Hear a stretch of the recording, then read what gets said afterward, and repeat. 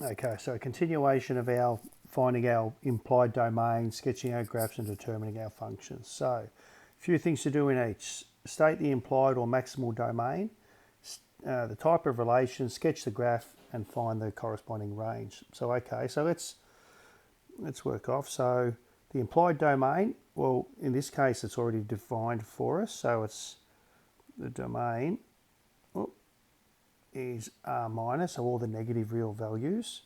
So we have a negative x squared, so we have a parabola.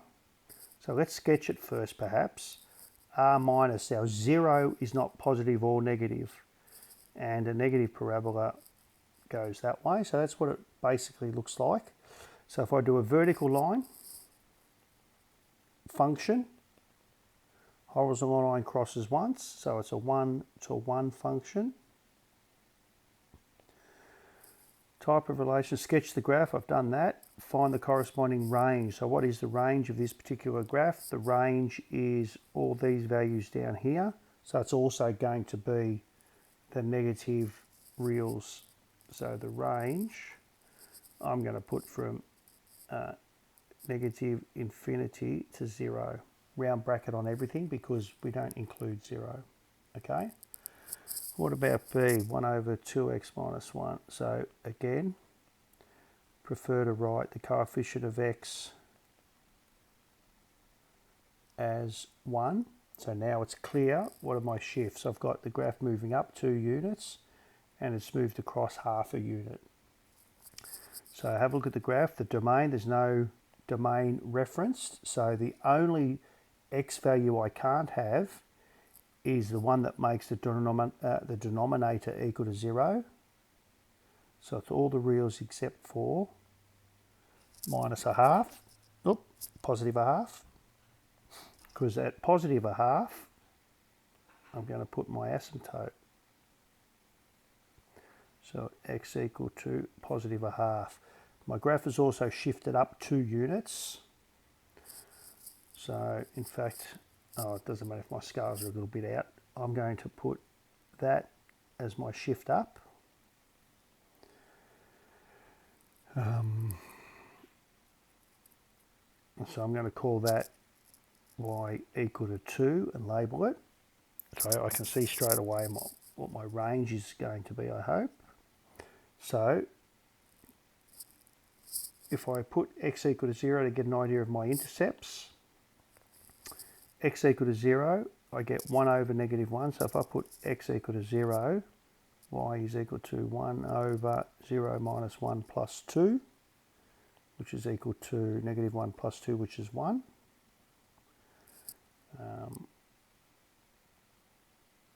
So x-intercept at 1. Y-intercept at 1. I'm going to say I was getting a bit confused. So we'll call that 1 there. So I'm assuming, we can probably see here that my x-intercept is going to have to be somewhere very close in there because it's a positive truncus, hyperbola I should say. So it's going to look a little bit like that.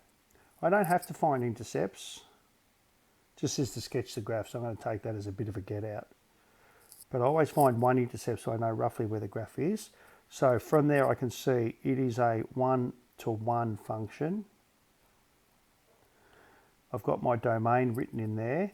My range now, well my range is going to be all the reals except for that horizontal asymptote at y equal to 2. So it's going to look a bit like that. So check, implied domain, yes, I've stated it. Type of relation, yes, I've stated it. Sketch the graph, I've done that. Find the corresponding range, we've done that. Okay, let's go. Over here to this BC, don't know what that's doing there. Again, y equals 2 square root. Coefficient of x, I like it to be 1, so I'm going to do 2 things first. I'm going to write it as negative 2x plus 3. And then I'm going to write it as 2 square root, negative 2 out the front, x minus 3 on 2. Okay, so if I expand that bracket, I get equality still. So that gives me all my true transformations that have taken place, which, you know, we've done a little bit on, but not a massive amount. First things first, we know it's a square root graph. So it's a square root graph, so it's going to be a one-to-one function. Now, what about the implied domain? For the domain, I need everything under the square root sign to be greater than or equal to 0. So I get 3 has to be greater than or equal to 2x. 3 on 2 has to be greater than or equal to x. So x has got to be bigger than 1.5. All right. So now if we go to sketching our graph, so let's call the domain. So let's write the domain in formal notation. X has got to be bigger than 3 on 2. So it's 3 on 2 to positive infinity.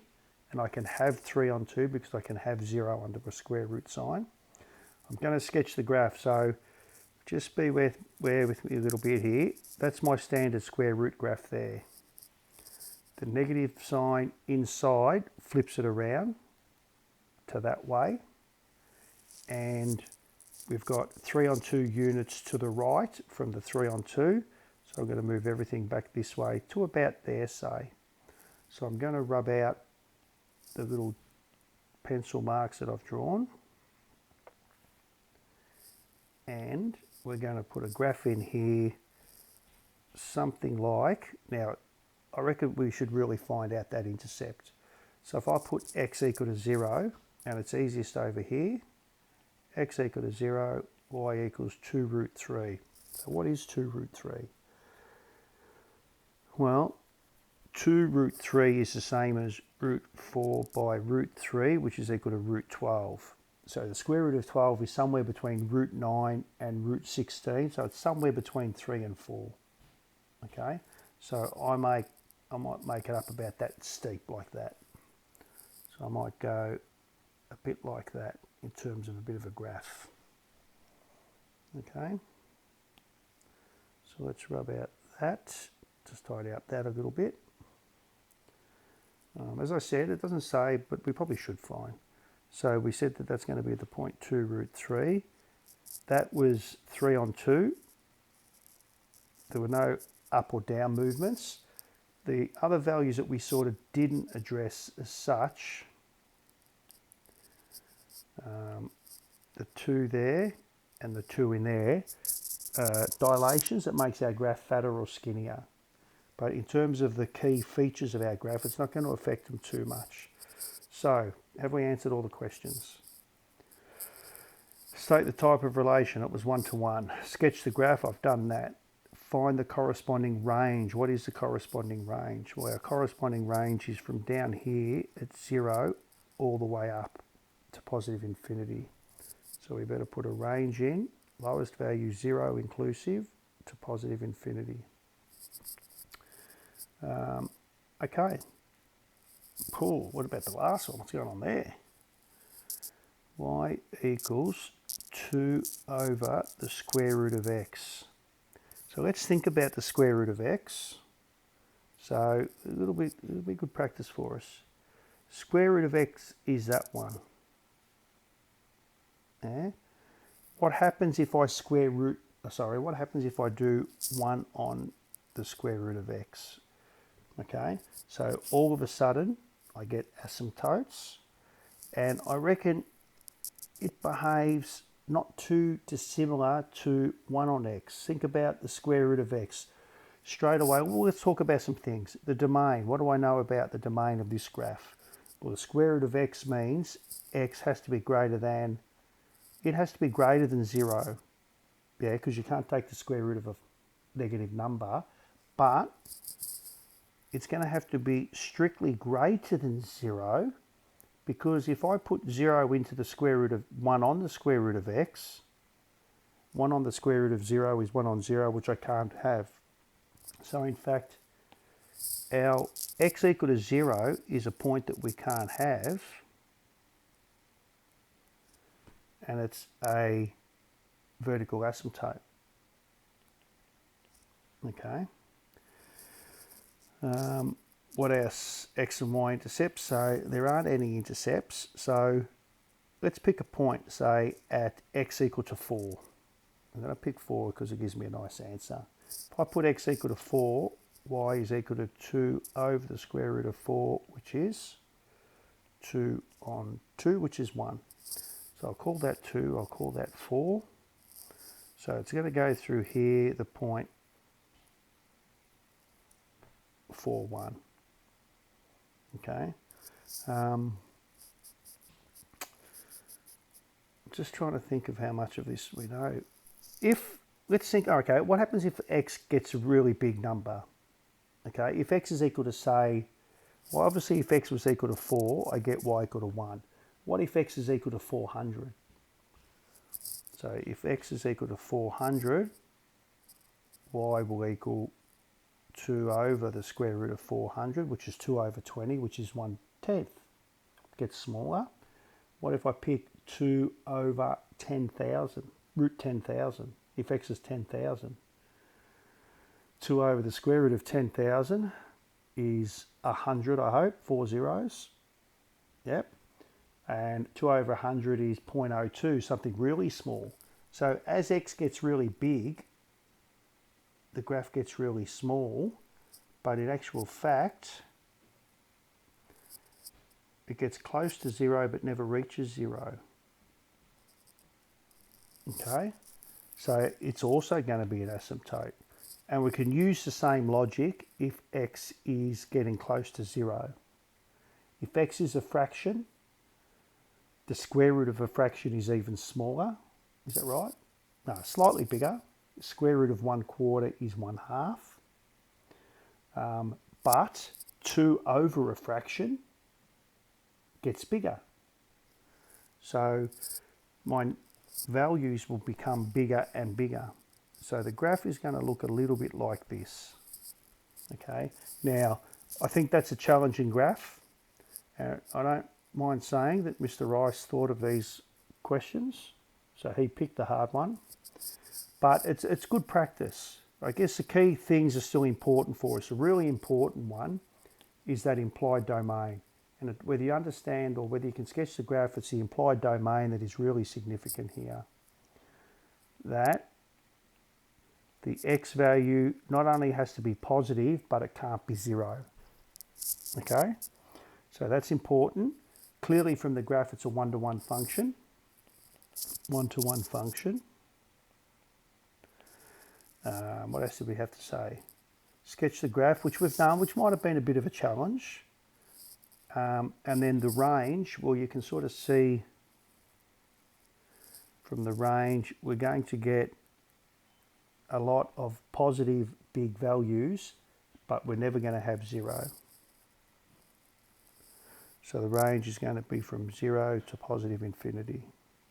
Okay, so look, challenging graph to sketch, but the other facets, I think, are really good practice, really good practice. What's the last question there? By restricting the domain of x squared minus 2x minus 1, form 2 one-to-one functions. All right, well, let's have a look first. Well, first thing to identify really is that this graph here is a parabola, so it looks something like that. And so it's not going to be one-to-one because it's got 2 halves. So what if, let's find the turning point of this graph by completing the square. Halve it and square it. X minus 2, a half of negative 2 is negative 1. Negative 1 squared is positive 1. So we add 1, subtract 1, and then I've got this minus 1 over from here. Okay, so x squared minus 2x plus 1 minus 1 minus 1, all right, from completing the square. So I get f of x is equal to x minus 1 all squared minus 2.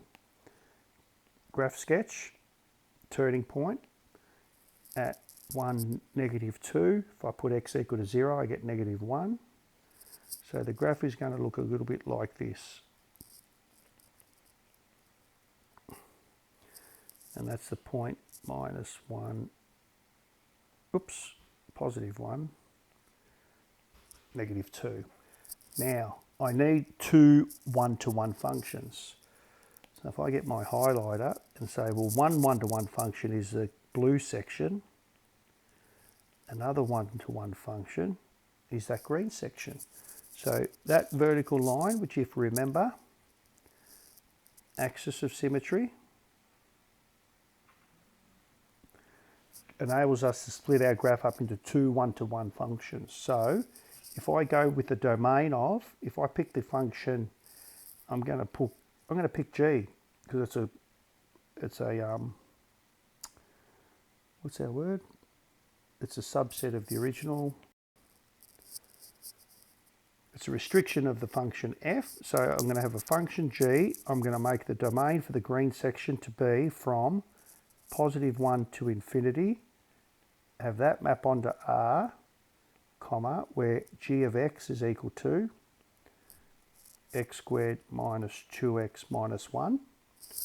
Or I'm going to have the blue function, I'm calling it h, and I'm going to say the domain is from -infinity to +1, and that maps onto R, where h of x is equal to x squared minus 2x minus 1. All right, so really important for one-to-one functions and things like that, you've really got to know where your turning points are, because that's where our graph starts to double up. All right, pretty solid. Off you go.